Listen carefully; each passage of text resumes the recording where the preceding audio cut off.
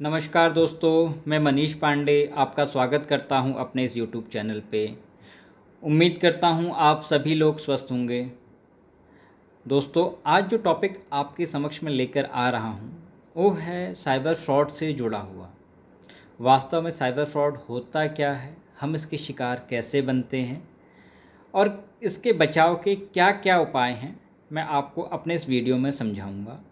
इसलिए जुड़े रहें और पूरा सुनें। और उम्मीद करता हूँ आप लाइक ना भी करें, सब्सक्राइब ना भी करें, बट अपने दोस्तों और मित्रों को शेयर ज़रूर करेंगे ताकि कोई इन साइबर ठगों के चंगुल में ना आ पाए और आप अपनी एक मोटी जमा पूंजी इन ठगों के हाथ ना लुटा बैठें। वास्तव में साइबर ठग करते क्या हैं? साइबर ठग ये करते हैं कि वो आपसे किसी न किसी प्रकार से ऑनलाइन ट्रांजैक्शन के माध्यम से, बेसिकली साइबर फ्रॉड होता ही ऑनलाइन ट्रांजैक्शन से है। किसी न किसी प्रकार का आपसे कोई ऑनलाइन ट्रांजैक्शन किया गया और उसके द्वारा आपको ठगा गया। अब आप ठगे कैसे जाते हैं? आप ठगे ऐसे जाते हैं कि जब आप इन पर विश्वास कर लेते हैं और अपनी महत्वपूर्ण जानकारियाँ, कौन सी महत्वपूर्ण जानकारियाँ? अपना बैंक का खाता, अपना आधार कार्ड, अपना पैन कार्ड और OTP इनसे किसी भी प्रकार से शेयर कर लेते हैं। तो आप उनको एक प्लेटफॉर्म प्रोवाइड करते हैं कि वो आपसे ठगी करें।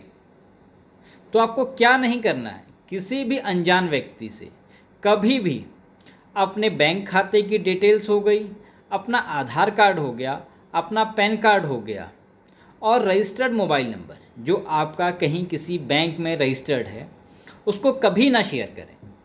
ये बात हर किसी से बताएं। लेकिन होता क्या है, हम बहुत सारी सावधानियां बरतते हैं, लेकिन फिर भी कभी ना कभी हम इनके बहकावे में आ जाते हैं। और आते कैसे हैं? अपनी ही गलतियों से। अब अपनी गलतियां कैसे गलतियां? हम छोटी छोटी गलतियां ऑनलाइन ट्रांजैक्शंस में या ऑनलाइन सर्च टूल्स में करते हैं। अब जैसे कभी आपको किसी सर्विस प्रोवाइडर का नंबर चाहिए, आपके घर में एक मशीन है या टीवी है जो ख़राब हो गया है।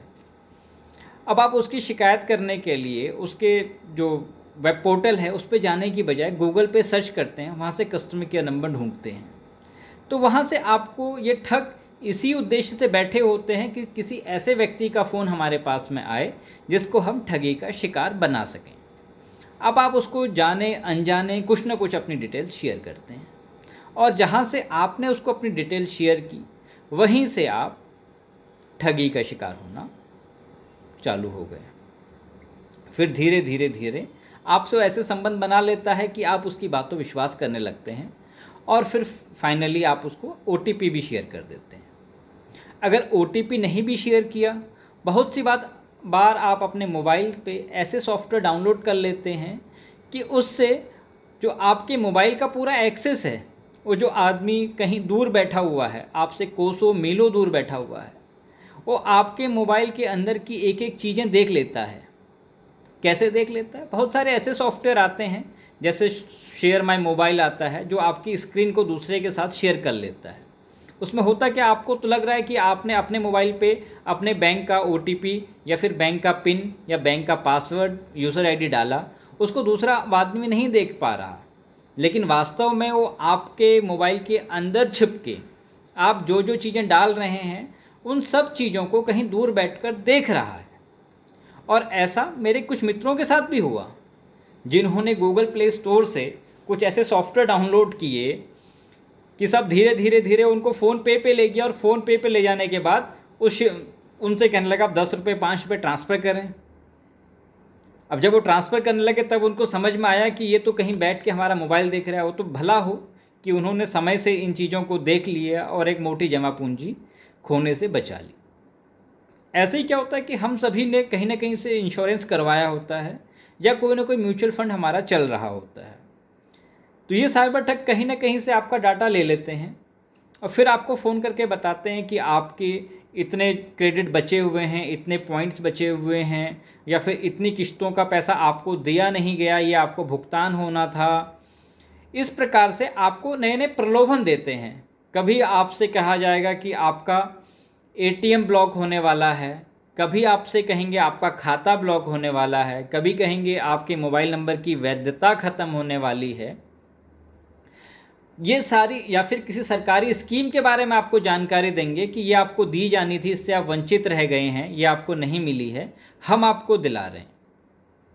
तो इसीलिए आपसे बार बार कहता हूं कि प्रश्न पूछने की आदत डालिए।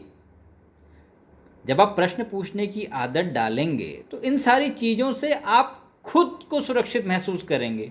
वो कैसे? कि भैया तुम मुझे लाभ क्यों दोगे, ये बताओ ना, तुम्हारा क्या इंटरेस्ट है।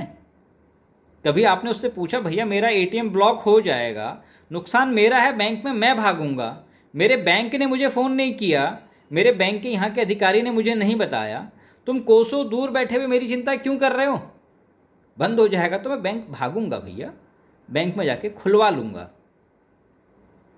लेकिन नहीं, जब आप प्रश्न नहीं पूछोगे, सारी चीज़ें स्वीकार करते चलोगे, तो आप ठगी के शिकार बनेंगे और बनते रहोगे।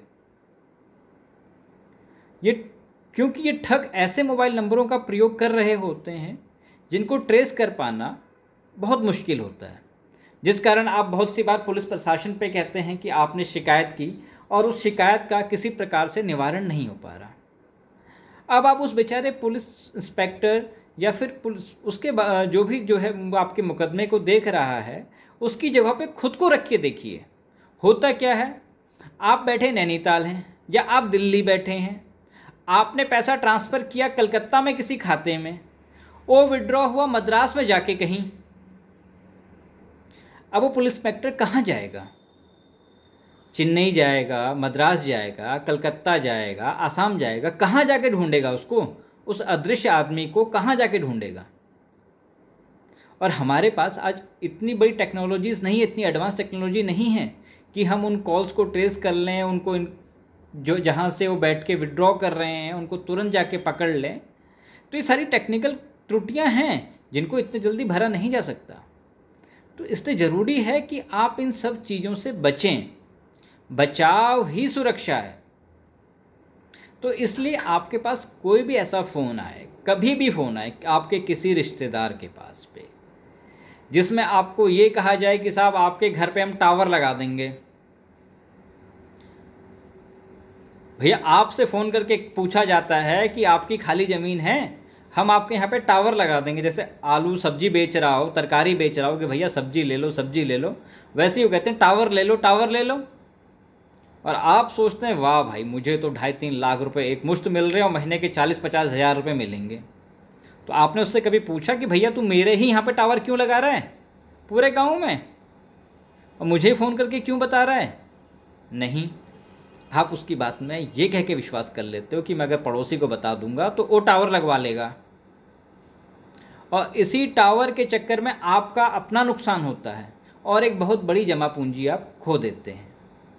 ऐसे ही बहुत सारे ऐप आप डाउनलोड कर लेते हो जाने अनजाने, जिनके बारे में आप नहीं जानते हो। तो इसलिए जिन ऐप्स के बारे में आप नहीं जानते हैं, जिनके बारे में आपकी समझ नहीं है, जिन पे आप विश्वास नहीं करते हो, उन ऐप्स को अपने एंड्रॉयड फ़ोन पे बिल्कुल भी डाउनलोड ना करें। जैसे ही आपने एंड्रॉयड फ़ोन पे कोई ऐसा ऐप डाउनलोड किया जिसके बारे में आपको जानकारी नहीं है, जिसके बारे में आप विश्वास नहीं कर सकते हो, जो किसी ऐसे व्यक्ति के कहने पे आपने डाउनलोड किया है जो आपका ना ही चित परिचित है, ना ही दूर दराज का कोई जानने वाला भी है, तो ये लगाइए कि आपने जैसे वो ऐप आप अपने मोबाइल पे डाउनलोड करके रखते हैं, आपने किसी चोर को अपने घर पे पनाह दी है। ऐसा ही वो ऐप है जो आपके मोबाइल में एक चोर की तरह छुप के बैठ गया है,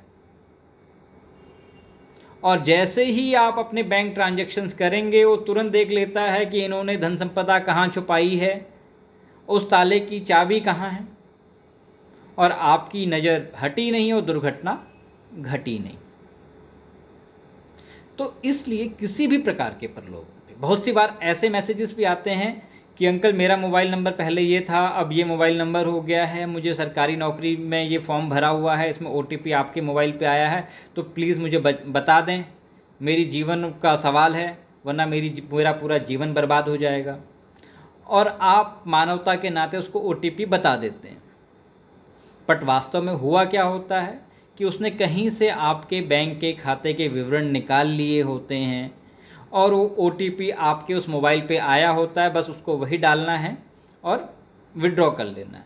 इसलिए हर एक मैसेज को, जो भी मैसेज आपके मोबाइल पे आए, किसी को कुछ भी बताने से पहले उसको पढ़ें ज़रूर।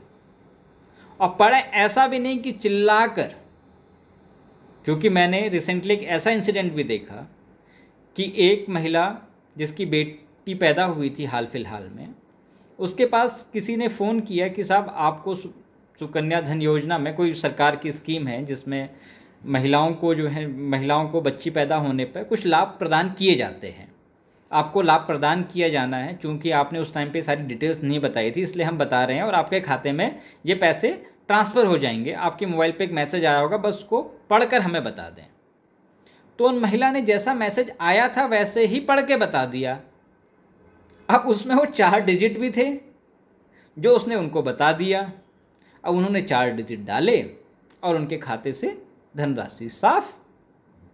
तो इसलिए ऐसा भी ना पड़े कि वो किसी दूसरे तीसरे चौथे को या जो आपके साथ फ़ोन पे बात कर रहा है उसको सुनाई दे।